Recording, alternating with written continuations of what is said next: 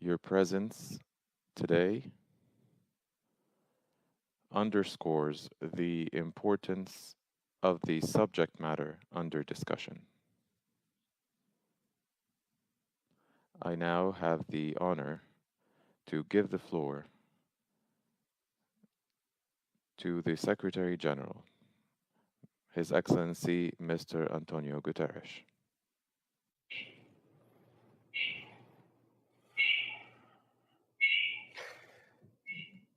President, Mr. Chairperson, Madam President, Excellencies, ladies and gentlemen. Happy New Year. I thank the Tunisian presidency for organizing this debate. Addressing the links between fragility and conflict is an essential component of international peace and security. Fragility and conflict are among the greatest obstacles to implementation of the 2030 Sustainable Development Agenda. Even before the COVID-19 pandemic, the conflict landscape was deteriorating. Conflicts have become more complex, fueled by greater regionalization, the proliferation of non-state armed groups, and their linkages with criminal and even terrorist interests. They last longer and become more difficult to resolve. According to the World Bank Fragility and Conflict Report, 1 of every 5 people in the Middle East and North Africa live in close proximity to a major conflict. And as a consequence, humanitarian needs have multiplied, reaching the highest levels since the Second World War. The number of people at risk of starvation has doubled. International conflict management mechanisms have been stretched to the breaking point. And these trends have placed a number of countries in a vicious cycle. Conflict continues to breed poverty and foster institutional fragility, which in turn decreases the resilience of these societies and the prospects for peace. By 2030, the World Bank estimates that 2/3 of the world's extreme poor will live in fragile or conflict-affected countries. Mr. President, the COVID-19 pandemic has further exacerbated these trends. In 2020, and for the first time in 22 years, extreme poverty was on the rise. The contraction of economic activity in fragile and conflict-affected settings is expected to push an additional 18 to 27 million people into extreme poverty. The gender equality gap is widening, and women's labor force participation, a key driver for inclusive growth, has been set back decades. The climate emergency is a further driver of insecurity.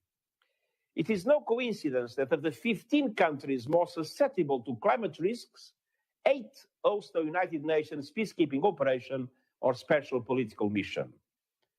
From the Sahel and Central Africa to the Horn of Africa, variability in rainfall patterns is disrupting long-existing patterns of transhumance, resulting in tensions and recurring clashes between communities, including across national borders. Excellencies, if we are to break the cycle of poverty and conflict, we need a more ambitious approach based on 2 principles enshrined in the Sustainable Development Goals. First, interdependence. The 2030 Agenda recognizes that there can be no sustainable development without peace, and no peace without sustainable development. A holistic approach to building and sustaining peace with targeted and tailored investments across the humanitarian development peace nexus is essential. In the Sahel, for example, the UN integrated strategy has sought to close the gap between humanitarian needs and development imperatives.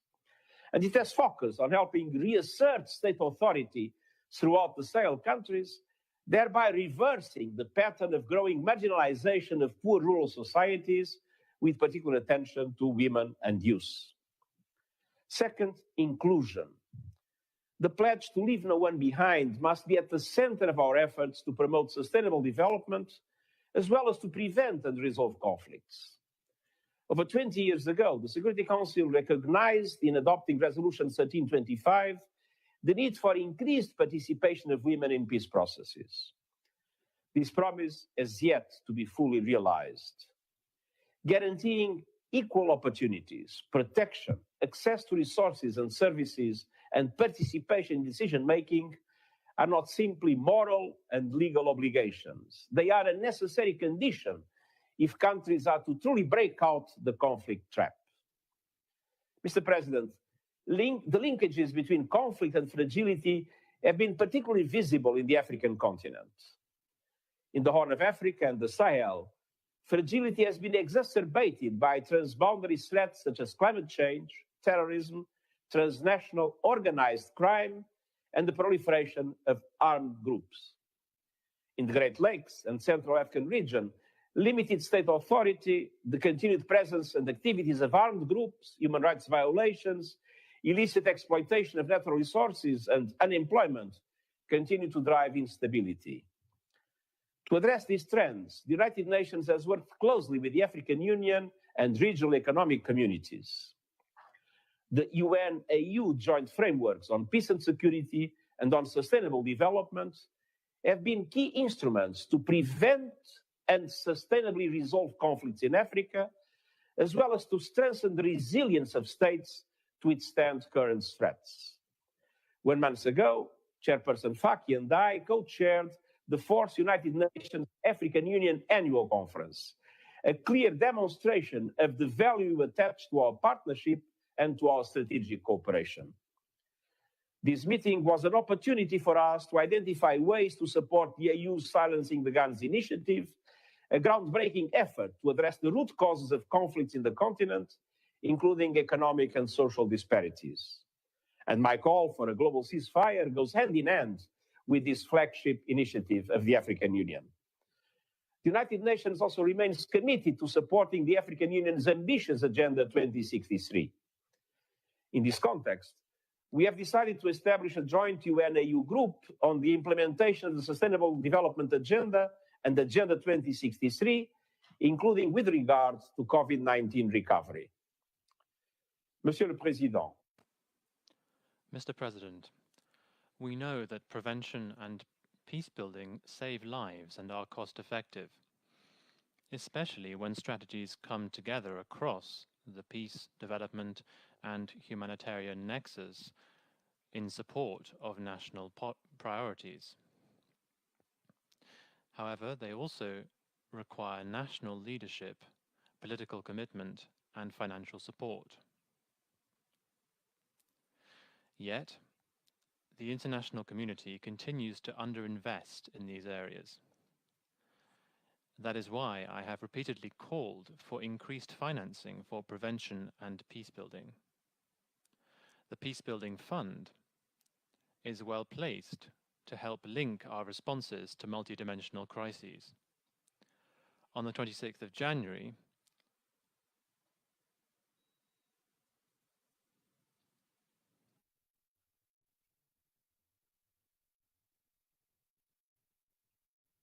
Please.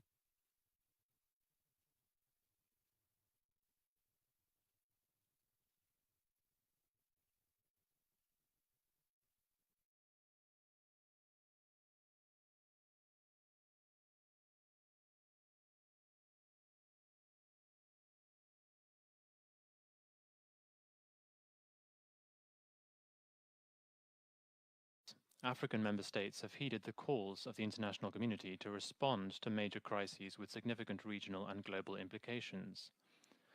From the deployment of AMISOM in Somalia, to the G5 Sahel Force, and the multinational Joint Task Force against Boko Haram. African Union peace support operations authorized by the Security Council require predictable, flexible, and sustained financing through assessed contributions. I call on the Council to finalize its discussion on this matter. Partnerships with international financial institutions are another critical way to ensure that adequate funding reaches key areas. I welcome the World Bank's Fragility, Conflict and Violence strategy. This opens the way for much deeper investment in nationally led prevention efforts. Our country teams and missions on the ground are working closely with governments and the World Bank in some 40 countries affected by fragility and conflict. Together, we are focusing on food insecurity, supporting displaced people and host communities, and creating opportunities for women and young people. I want this partnership to grow in the years ahead. Mr. President, the Security Council has a critical role to play in addressing the links between fragility and conflict. By acting early and preventively, by engaging strategically to address the root causes of conflict, and speaking with one voice, the Council can mobilize the international community's political and financial support, shed a spotlight on critical areas of need, and foster the commitment of conflict actors where needed. I look forward to continuing our engagement in this area. Thank you.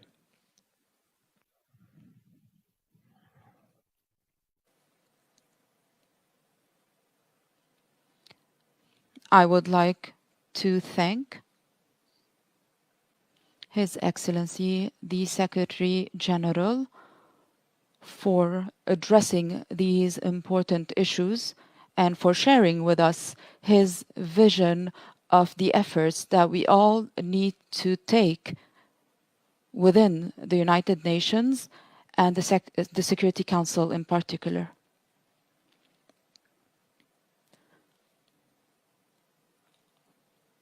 Following this briefing from His Excellency the Secretary General, I would now give the floor to His Excellency Musa Faki Mohammed.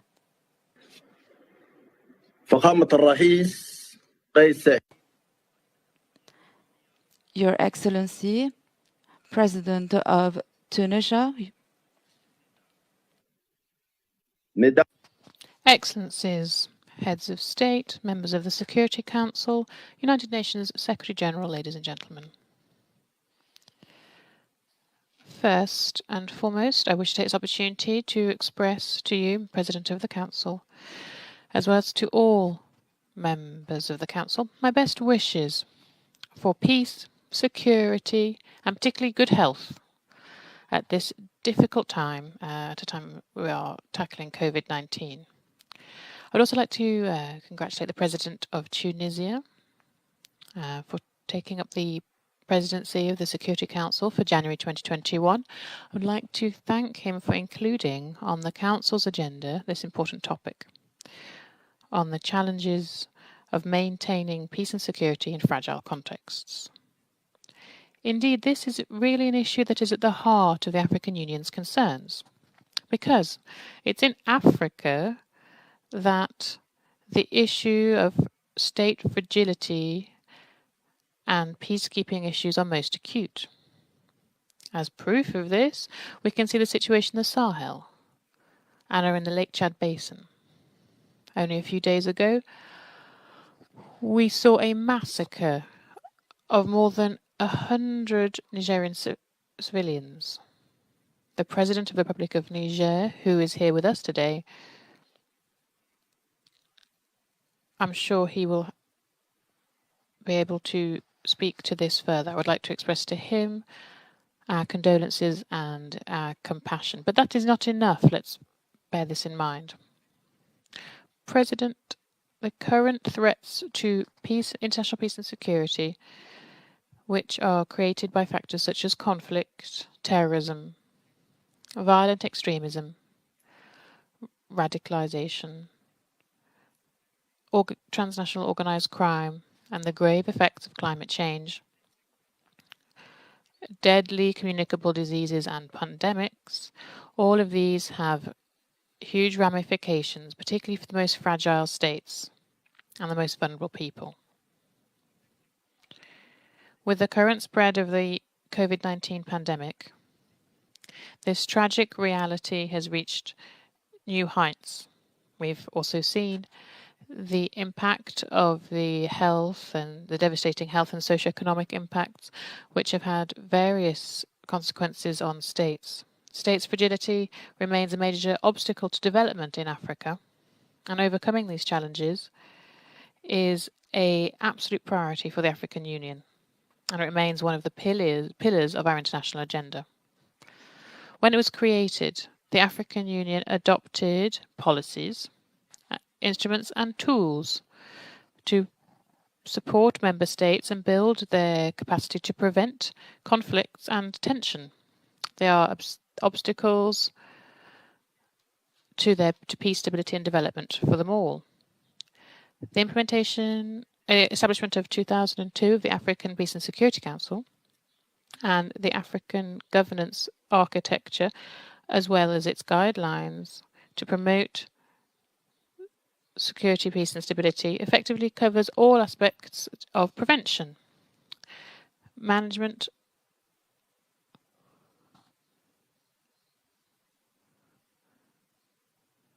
and post-conflict reconstruction. The African Peace and Security Commission, as well as the African Union Commission, as well as Unity for Support for Mediation, have made significant progress in addressing conflicts around the continent. The efforts to rebuild peace and have ensured preventive diplomacy within the African Union, which was supported by a particular effective group of envoys and special representatives, high representatives, as well as liaison officers and mission officers around the continent, have playing an active role in achieving these goals. Convinced as we are that we should not remain silent before these dramas in Africa, and we should not let other people decide the fate of Africa either, the African Union is working tirelessly to develop the principle of African solutions to African problems. This approach has allowed us to address several crises and conflicts around the continent and has allowed us to address the adjacent issues to conflicts, which also is then addressing the sources of this fragility. Excellencies, President, the framework agreement signed between the EU and the UN, for example, on peace and security and governance and development, this lays the foundation for cooperation. Unfortunately, we have lost sound for the speaker. For us, the African Union, strengthened by the agreements in April 2017 and January 2018, reaffirms the need to work together and ensure strategic mobilization to eradicate the causes of this fragility, which is faced by many African states, and to provide appropriate responses that are consistent and decisive to prevent and manage conflicts in Africa. High levels of consultation between the Security Council and the African Union Peace and Security Commission seeks to promote this very objective. These consultations improve our shared understanding of the challenges before us, and it refines how our responses, including through preventive diplomacy. They also provide a significant contribution to development, to multilateralism that has been undermined by national egoism and the breaking of humanism and chains of international solidarity. The bodies of the United Nations Security Council has been contributing to these efforts, adopting Resolution 2457, which calls for the mobilization of the UN and its institutions to support the African Union in the implementation of its objective to silence the guns in Africa. Results achieved so far, thanks to this collaboration, are very laudable. And I'm sure you'll agree with me, Mr. President, that it's only through pooling our expertise and our resources that we'll be able to respond to the challenges that we face. Although some progress has been made in close coordination with regional organizations and with the strong support of the United Nations, we must also recognize that a certain number of them continue to compromise our capacity to effectively fulfill our mandate. For example, this is in terms of access of predictable resources, lasting support for operations that have been decided upon or led by the African Union, and they require clear and robust mandates. Along the same vein, we remain aware of the primary responsibility of our member states to prevent. We've lost the speaker's sound, has been cut off.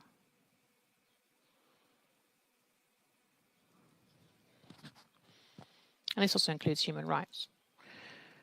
President, in our approaches to these crises, exclusion is something that we see to be one of the key issues. We cannot exclude women. We cannot exclude women or young people in our efforts, as they are the lifeblood of our society. We also have other innovative approaches that go far beyond simple speeches. Through today's debate, our duty is to see further impetus of our efforts to fight against exclusion, social injustice, unilateral approaches, and defiance to solidarity. I thank you very much.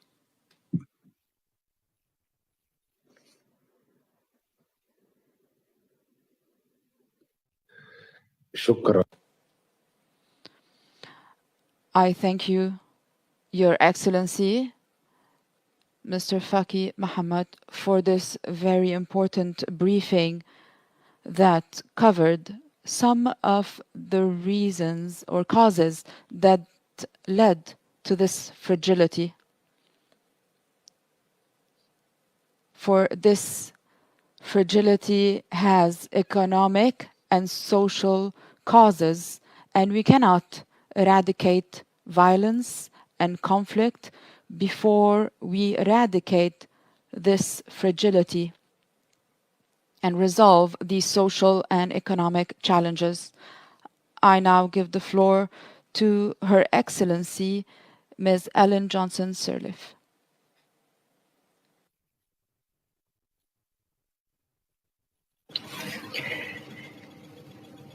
Excellency, Mr. President, Mr. Secretary General, Excellency, Chairperson of the African Union Commission, Excellencies and distinguished members of the Council, distinguished ladies and gentlemen. I thank you for the opportunity to make a few points I believe to be relevant to the purpose of this meeting. The first is to congratulate you, Mr. President, on your country's presidency of the Security Council and for your leadership of this high-level open debate on the maintenance of peace and security in fragile countries. This is only the first week of 2021, a year to which the whole world has looked forward. This is probably never a time when so many wanted and needed a previous year to end, while clinging to the hope of a new year of promise and cautious optimism. This open debate must also then be faithful to that promise and commit to new and bold steps. Excellencies, you, members of the United Nations Security Council, and one of its most important organs, have the power in your hands to help to end the vicious cycle of conflict, displacement, and despair so many have faced for so many years. You can look beyond narrow interests and recognize that peaceful, just, and inclusive societies have benefits far beyond their own borders. You know that unattended issues in societies fester and deepen fragility, which often leads to violent conflicts. Excellency, you also know that early interventions which support local responses to governance and poverty fault lines can build resistance. You have also seen that women peace and security actors can help put out a small, smoldering fire before it becomes a major conflagration. I express my gratitude here once again for the support for interventions in my own country, Liberia, and would like to highlight the 3 keys to ending brutal armed conflict. First, the degree for peace by ordinary Liberians tired of war. Second, the robust mandate of the regional peacekeeping force and their understanding of the threats posed to regional security. And third, the subsequent international support for the final peace agreement and the timely partnership as we pulled ourselves up, albeit exhausted, bruised, and battered. However, prevention is always better than cure. And in almost every case, interventions are almost too late. The signs, like most situations which spark into active conflict, are usually there long before any helpful actions are taken. They include persistent torture and extrajudicial killings, ethnicity to consolidate power, women and girls targeted as the loot of war, poverty and inequalities deepened, social services disruption, traditional conflict resolution mechanism dismantled and disrespected. In Liberia's case, the regional peacekeeper force took us into an electoral process, which, while highly flawed, was a step on the path to peace. The United Nations International Peacekeeping Mission was a partner for the implementation of the final peace agreement, ensuring the protection of civilians during the sporadic but persistent outbreaks of conflict by new armed militia seeking to remove contested winners of the election. Another key was women leadership. Women from all walks of life literally sat for peace, following the male combatants as they lurched from one failed agreement to another. Without Liberian women, Liberia would not have had peace today. Today, peacekeepers must also battle COVID-19 while supporting peace and containing conflicts. As with multilateralism, countries are questioning the efficacy of peacekeeping operations and the cost of running them, often for years at a time. I differ and remain a strong advocate for peacekeeping. However, the architecture must, like everything else, change with flexibility to respond to challenging circumstances. Flexibility in consonance with recognition of and support to local capability and leadership when the warning bells ring. Just consider, Excellency, what would result if some 25% of financing for peacekeeping were allocated to a technical training contingent of peacekeepers dedicated to training young, unemployed, potential militants.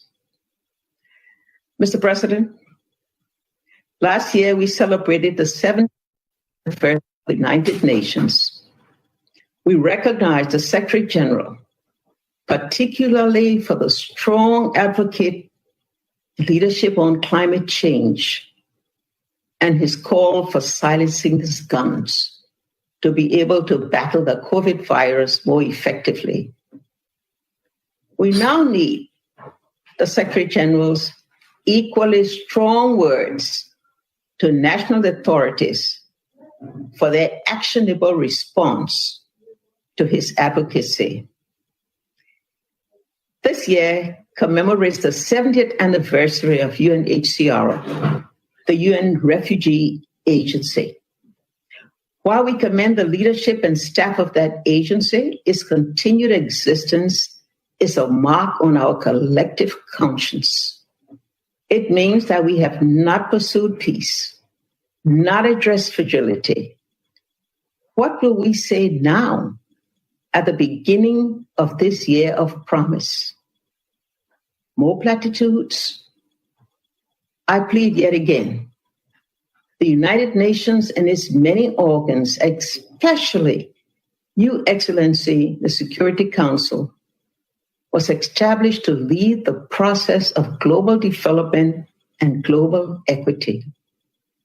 The United Nations must continue to represent more than hope. It must be an active mechanism for peace and scaled up support for the fragile nations that for too long have been left behind. Finally, Mr. President, Excellencies, and distinguished members of the Council, the COVID-19 pandemic is a painful human tragedy. I extend deepest condolences to all who are grieving for loved ones and pray for the speedy recovery for the infected. We hope that we can see peace in this new year and an end to the ravages of the pandemic through an equitable distribution of the vaccines. I thank you, Excellencies, for inviting me and for your kind attention.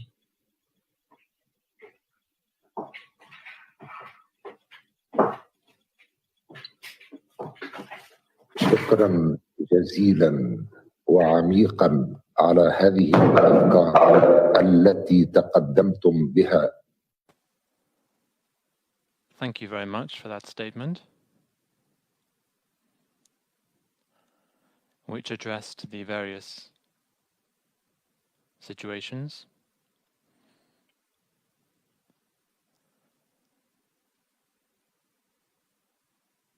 Tunisia will not hesitate to propose solutions that can benefit our collective unity and help the UN's work in this regard. I will now deliver a statement in my capacity as President of Tunisia.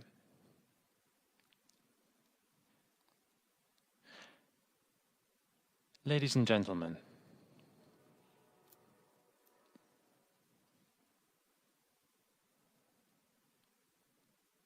the choice of today's topic, that is to say, challenges of maintaining peace and security in fragile contexts,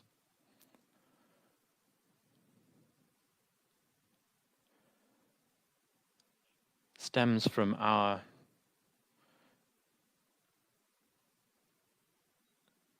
strong determination to underscore the importance of fragile contexts that can fuel violence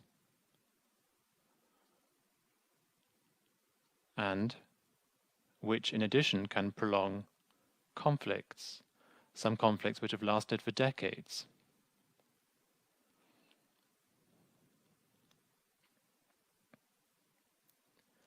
These are conflicts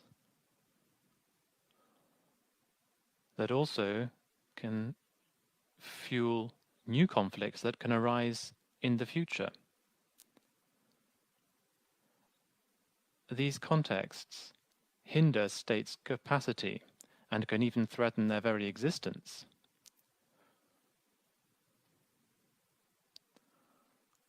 We must also remember that these contexts undermine efforts to bring about democracy and economic and social progress. We can particularly see this in Africa. Africa, which has suffered so much from conflicts and which has also endured the losses of human lives as a result of wars and conflicts. We can also see human tragedies.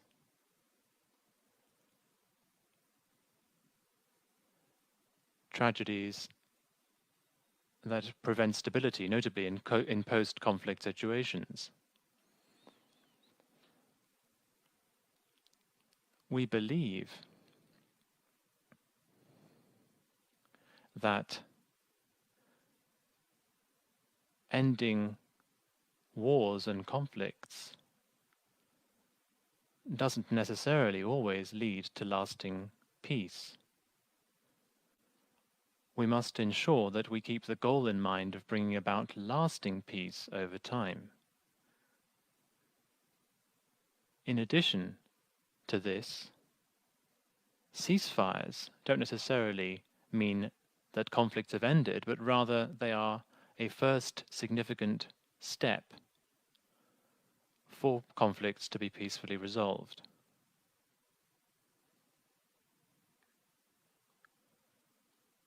Maintaining peace and stability indeed requires an holistic approach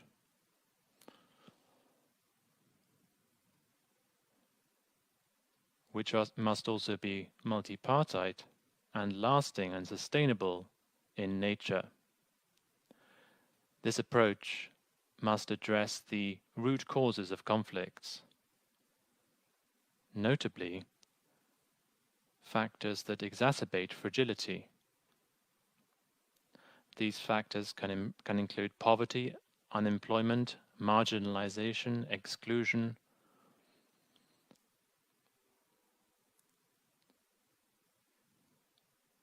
and,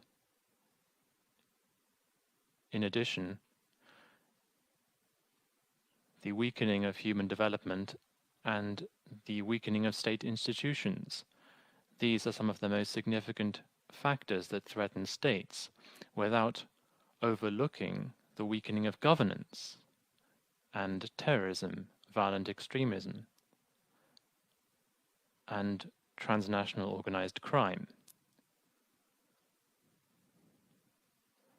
And, in addition, the impacts of climate change, limited, scarce resources, and the spread of pandemics.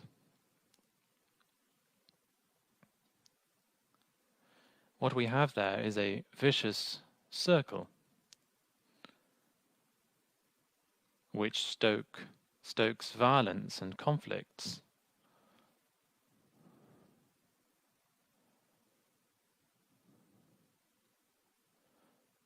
And which also threatens social cohesion.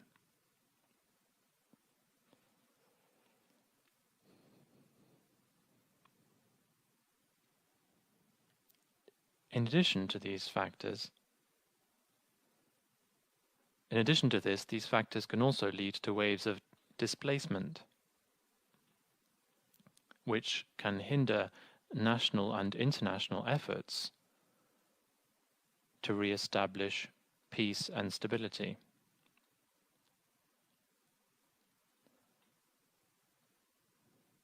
And this in post-conflict situations.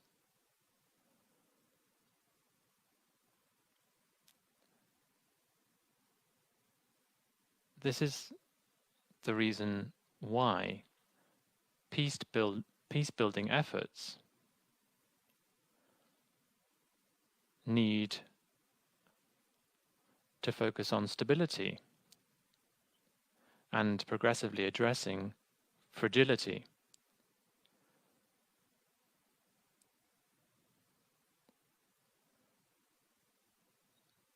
This needs to be done so that development and prosperity can be achieved.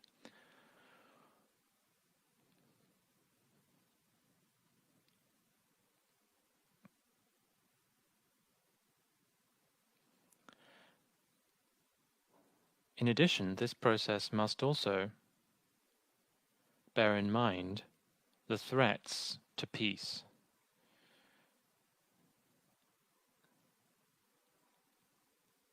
and the necessary guarantees must be provided to uphold international peace and security. This involves promoting human rights, democracy, good governance, and ensuring inclusive participation, the participation of all areas of society, including women and young people. Ladies and gentlemen, on different continents and in different regions, notably in Africa,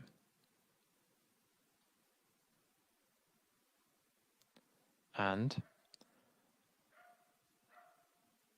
6 decades after several countries attained their independence, violence continues and conflicts also persist, and different factors behind fragility also persist.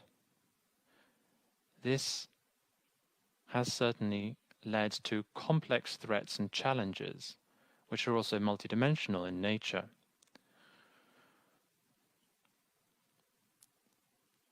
This, therefore, is an urgent security, social, health, and economic situation. These regions have also seen violence and terrorism.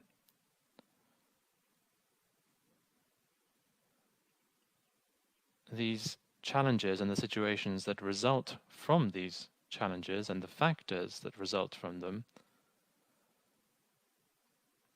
include many different examples.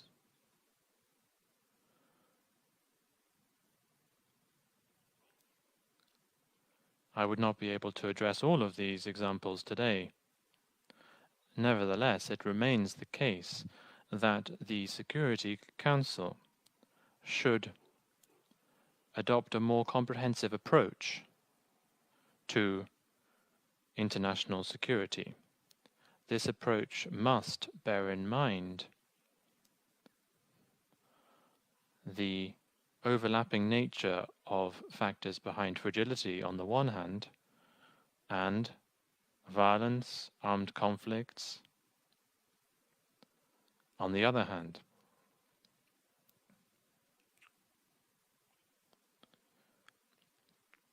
In addition, these challenges also require a multidisciplinary approach and response,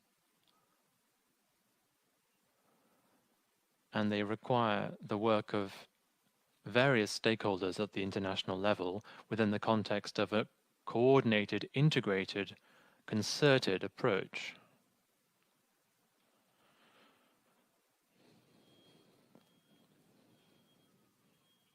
We welcome the highly significant work of the African Union and the work of other sub-regional organizations. This role aims to overcome difficult situations. By way of example, I could cite the AU initiative to silence the guns. We do indeed hope that these guns will be silenced, and we do hope no longer to hear the sound of explosions. The United Nations, including all of its agencies, must also contribute effectively and efficiently to this effort in addressing the underlying causes of fragility, these causes that represent a threat to peace and security, and which only fuel conflict and violence. The efforts undertaken by the UN, and also efforts made at the regional and national level in this regard, must be integrated.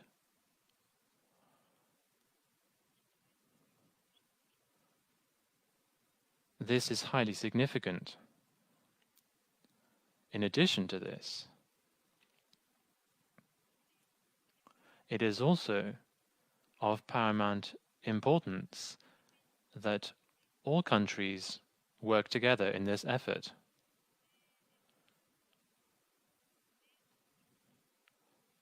All relevant stakeholders must work together.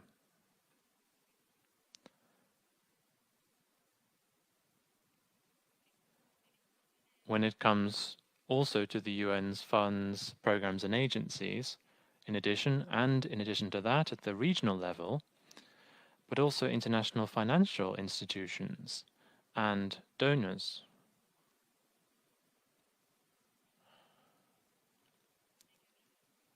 This must be done so that a global comprehensive strategy can be achieved, a strategy that can bring about peace. Strategies for peace building based on the capacity of the countries involved and on national ownership of the programs that aim to put an end to poverty, conflicts and fragility.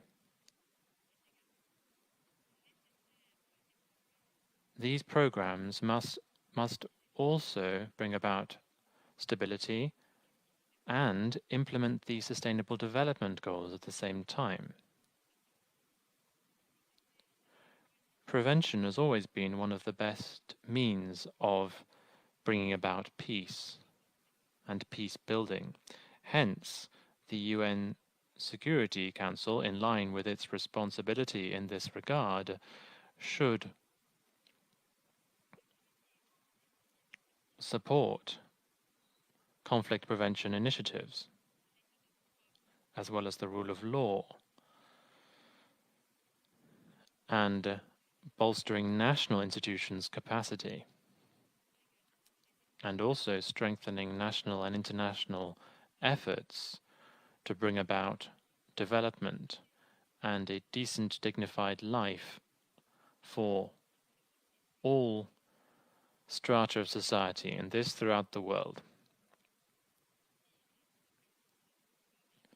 It is without doubt that this is the best choice in political and ethical terms, first and foremost, but it is also, in addition, the least costly choice for the United Nations and for the international community.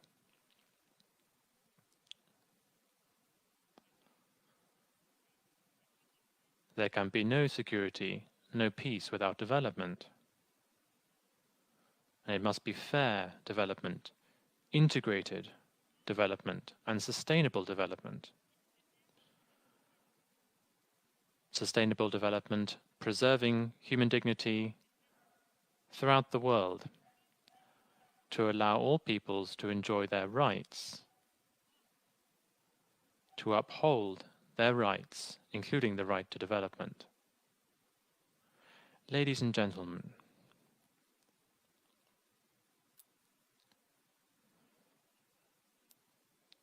you are surely aware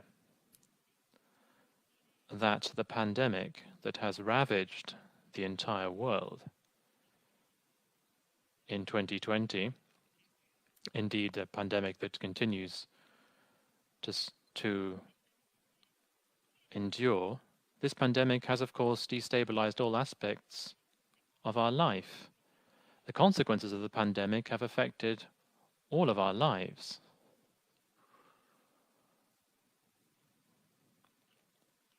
However, the repercussions of this pandemic have been much more severe in fragile contexts, in contexts where poverty exists.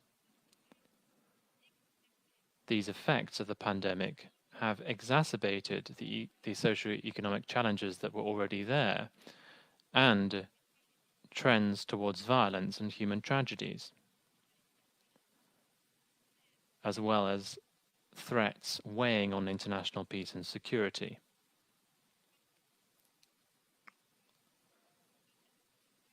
In the light of these circumstances, we would like to reiterate our appeal for international cooperation to be strengthened to deal with this unprecedented threat. And this under a vision based on genuine human solidarity. A vision that would bear in mind all factors that exacerbate conflicts,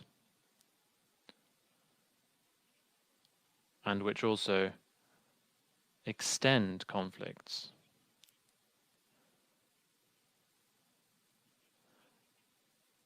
Pandemics do not recognize borders. They do not exclude anyone. After all, pandemics are phenomena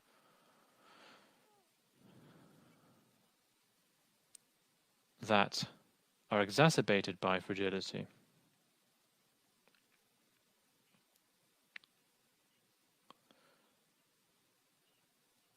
In this race against time, it's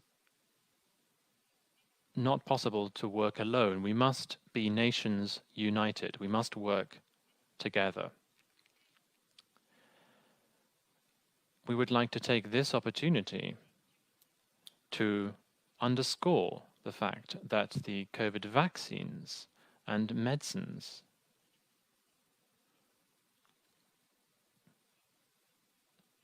must be made available to all.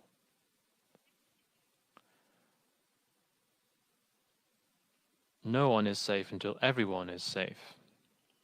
We also take the opportunity presented by this meeting to remind all parties to conflicts in the world, throughout the world. We call on them to heed the appeal made by the Secretary General to put an end to all conflicts and fighting, and to act in line with Resolution 2532, a resolution that was adopted unanimously by the Security Council at the beginning of July last year. This resolution was presented jointly by Tunisia and France. This resolution paved the way for the international community to come up with an effective response to the pandemic. We need to ensure that our work is effective, and we need to explore new means and ways to lead us towards a new future for all, on an equal footing without any kind of exclusion.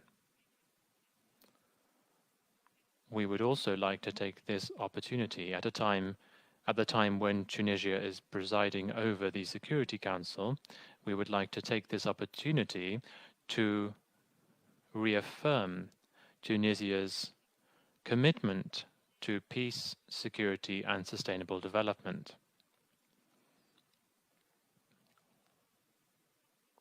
So that we can meet the legitimate aspirations of all peoples in the world, to bring about a world that is fairer, more peaceful, and more prosperous, a world in which we leave no one behind.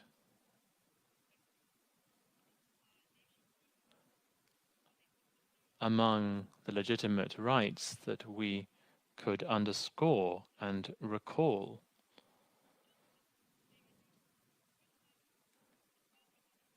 this includes the right of the Palestinian people to its land.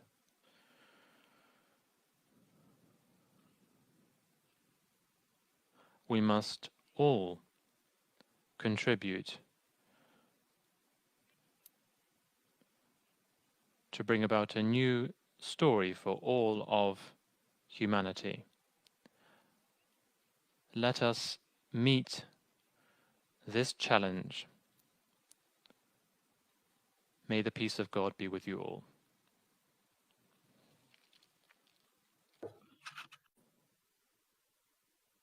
I now resume my functions as President of the Security Council.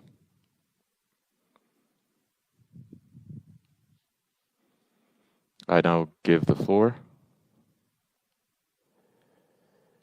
to His Excellency, Mr. Issoufou Mohamedou, President of Niger. You have the floor.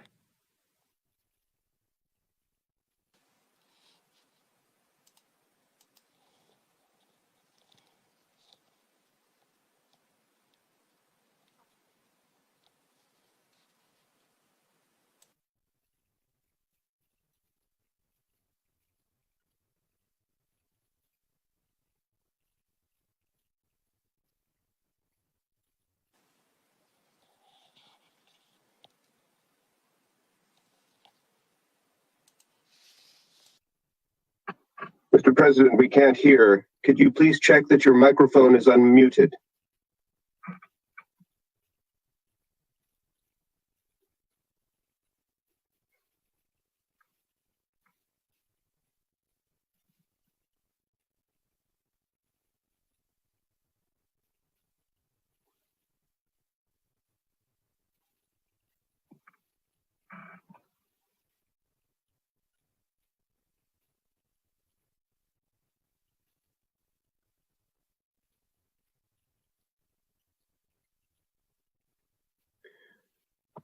We can't hear you, Mr. President.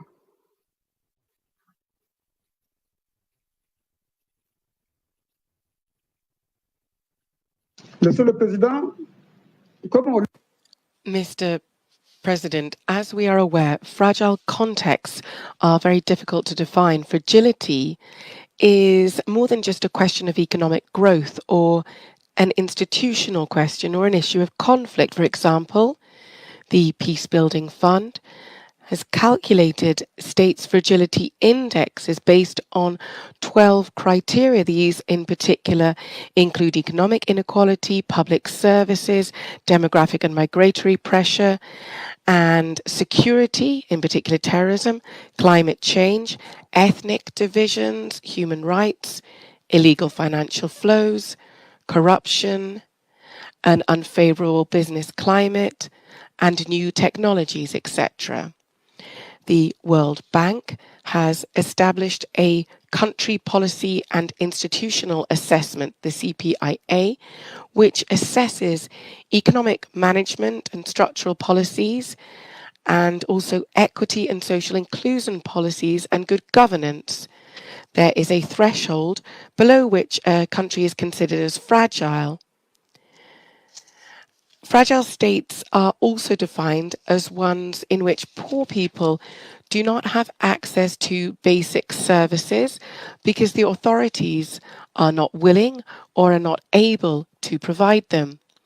They can also be states that have a low capacity for carrying out basic government functions and that are not able to develop constructive, mutually beneficial relations with society.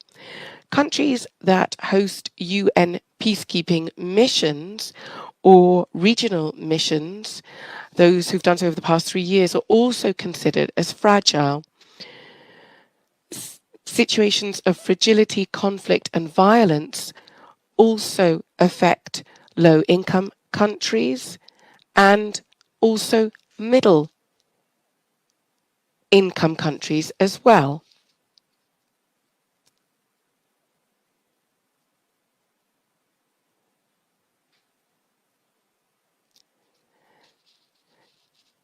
So those are middle-income countries as well.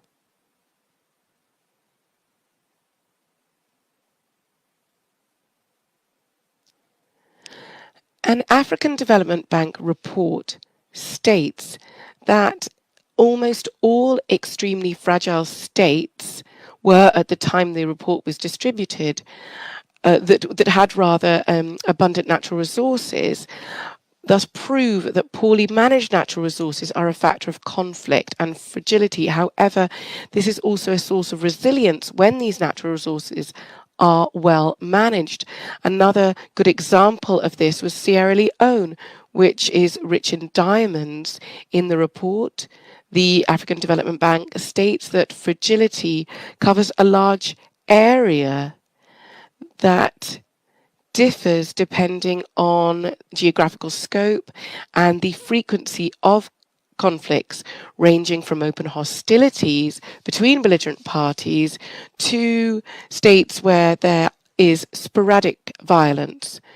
This can also be triggered by a failure or a rigged election, an attempt to amend the constitution for self-centered political gains, or a natural disaster, or a pandemic, as we see today with COVID-19. In 2018, there were 58 fragile contexts in the world. Mr. President, it seems that fragility is one of the greatest challenges of the 21st century, in particular since fragile contexts are increasingly the battleground for geopolitical rivalries. Conflicts, terrorism, pandemics, forced displacement, disasters, and famine often take root in fragility. These factors are both the cause and effect of fragility. Poverty is increasingly concentrated in fragile contexts. If nothing is done going forward, 80% of poor people on the planet could live in fragile contexts. This is incompatible with the vision of a better world enshrined in the African Union 2063 agenda and the 2030 Sustainable Development Agenda. It is estimated that 65% and 60% of the global population, respectively, that does not have access to water or sufficient food, they live in fragile states. COVID-19 that is currently raging is worsening the situation. It is threatening to wipe out several decades of progress in terms of poverty reduction and development. In 2020, between 18 and 27 million additional people were plunged into poverty. Furthermore, flows of IDPs and refugees keep increasing. Mr. President, we need to take stock of fragility and make it a priority if we want a better world. We need to take into consideration its complex nature, and we need to tackle it in all its dimensions. We must never lose sight of our ultimate goal, which is to provide hope and a better existence to all those living in fragile contexts. There's a need to step up prevention efforts and those of peace and security by investing more resources, by investing more intelligent and more aid, and by investing in data in order to better understand the different states of fragility. The aim is to forecast and strengthen the capacity of the authorities to provide inclusive solutions to their own state of fragility in order to improve communities' resilience. There's also a need, of course, to bolster international regional architecture for managing wars and peace. In sum, the root causes of fragility need to be tackled. In order to do so, greater cooperation is necessary between stakeholders in the humanitarian sector and working in development, peace and security. There's a need to encourage institutions such as the World Bank and the African Development Bank that have facilities for fragile states to do more. Mr. President, Africa is most certainly the continent where we see the most fragile contexts. Helping Africa to implement the 2063 agenda and its plans and projects is the only way of ensuring Africa move on from a state of fragility. There's a need in particular to support the establishment of the African Continent Free Trade Area and also infrastructure development and plans to develop agriculture and the industry in Africa. There's a particular attention should be paid to fragile regions such as those of the Sahel, where states are confronted with all factors of fragility, in particular security, climate and demographic challenges. In this region, we need more than ever strong democratic institutions and strengthened security and defense capacity, and also we need development. In particular, we need a Chapter 7 mandate for the G5 Sahel Joint Force. We need as broad involvement as possible of the international community in the international coalition to counter terrorism in the Sahel.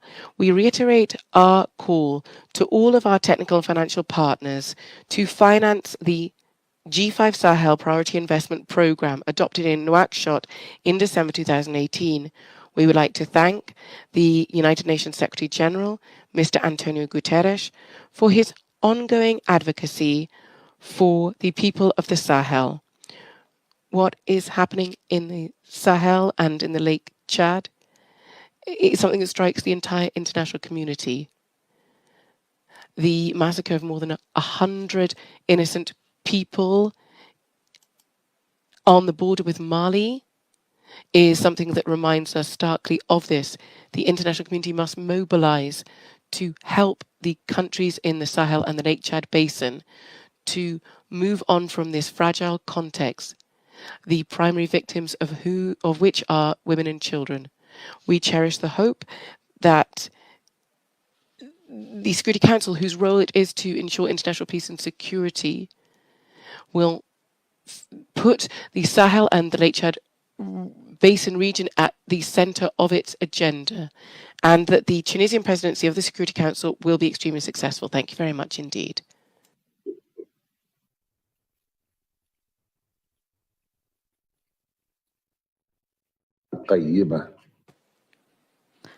I thank you, Your Excellency, for this important intervention on the situation currently in Africa and around the world. I now give the floor to His Excellency, Mr. Uhuru Kenyatta, the President of Kenya. I give you the floor.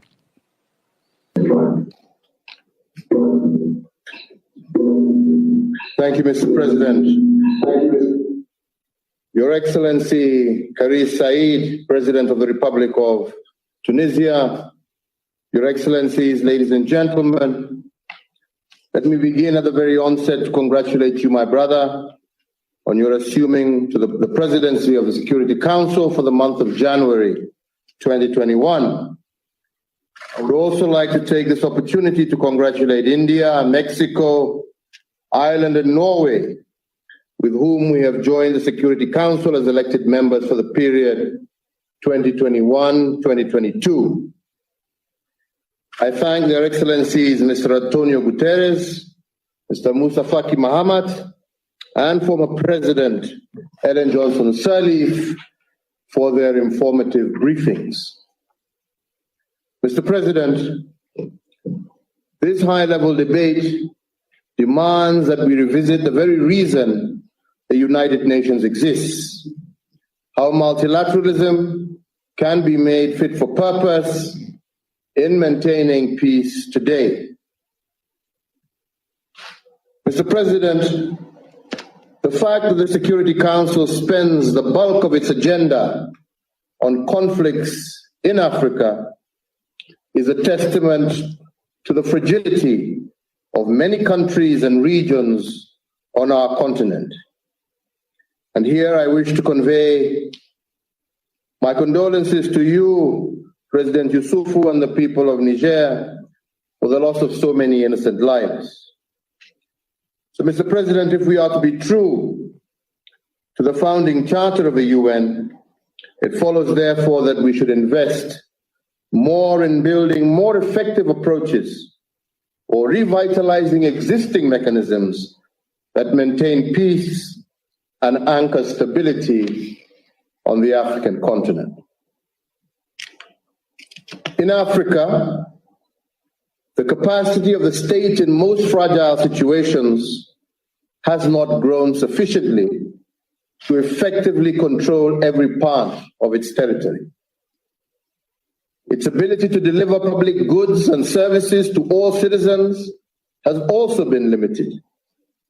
And in the meantime, the most dangerous challenges facing countries have multiplied. Globalization may have expanded our economic opportunities, but it has also further shrunk the role of the state. To add to the fragility, multilateral institutions have also often lacked the resource and the know-how and fit-for-purpose mandates to effectively support states facing dire security challenges. The competence and reach of the state is therefore the single most important national and global asset in maintaining peace in fragile situations. Mr. President, if we take as an example the response to COVID-19 pandemic, the biggest difference is not between Eastern and Western approaches. It is between states that can provide a strong bridge to allow their citizens and economies to successfully navigate extreme crisis versus those that cannot muster such an effort. In countries affected by war or recovering from it, peace will only be maintained if they are enabled to be strong enough to win control over their territories and provide public goods and services. The multilateral system, as embodied in the United Nations, will therefore need to help fragile states attain such capacity. The political processes that build peace and binding resolutions by this Council should include measurable state strengthening elements. Mr. President, let me close with 4 proposals to building a multilateral system for our times. First, we must leverage on the knowledge and buy-in of stakeholders closest to the crisis. That means listening to, empowering national actors committed to building bipartisan and non-partisan political bridges to peace and security. This focus should dovetail with the Security Council prioritizing closer cooperation with mechanisms such as the African Union and the regional economic communities. Secondly, Mr. President, the Security Council and associated UN bodies should do more to strengthen the capacity of key state institutions during post-conflict reconstruction. The Peace-Building Commission will play an invaluable role, which Kenya will support closely over the next 2 years. Third, we should not let the COVID-19 pandemic be a major driver of insecurity. If fragile countries do not get prompt access to vaccines, their economic problems will likely turn into political as well as security challenges. So affordable and quick access to COVID-19 vaccines should therefore be regarded as a valuable investment in peace. I want to commend you, Mr. President, for the pivotal role that Tunisia has played in the adoption of Resolution 2532, by which the Council recognized the grave and devastating impact of the COVID-19 pandemic, especially in countries in conflict or post-conflict situations. My fourth proposal, Mr. President, is that I also believe we must strengthen the role of Africa and the Global South in the multilateral system. The road to revitalizing multilateralism to effectively deliver global peace and security runs through a united Africa and an active and engaged Global South. In this regard, I applaud, through you, my brother Ralph, the election of St. Vincent and the Grenadines, and also for becoming the +1 of the Africa 3. This action allows the hundreds of millions in Africa, the Caribbean, and other parts of the world to believe that their voice in the Security Council matters. That belief will lead to greater faith in the United Nations and its decisions, and it is for this reason that I have also tasked our mission at the UN to be a strong voice for a united Africa and for the Global South, as well as the General Assembly. Once again, I thank you, Mr. President, for the invitation and thank all members for their kind attention. Thank you.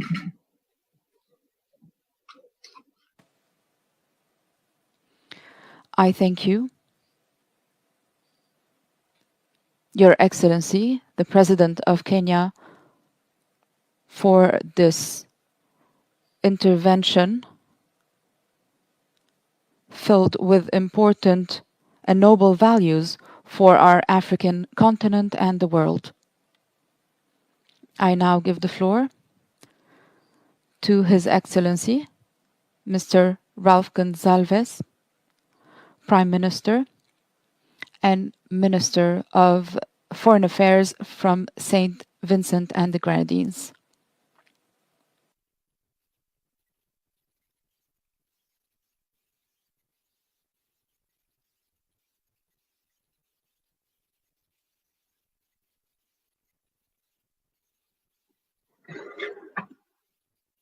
We can't hear you, Prime Minister. Excuse me. Could you check your microphone, please? Thank you, Mr. President. Your Excellencies, St. Vincent and the Grenadines commends the Republic of Tunisia for convening today's open debate. Addressing the root causes of fragility is fundamental to maintaining peace and security.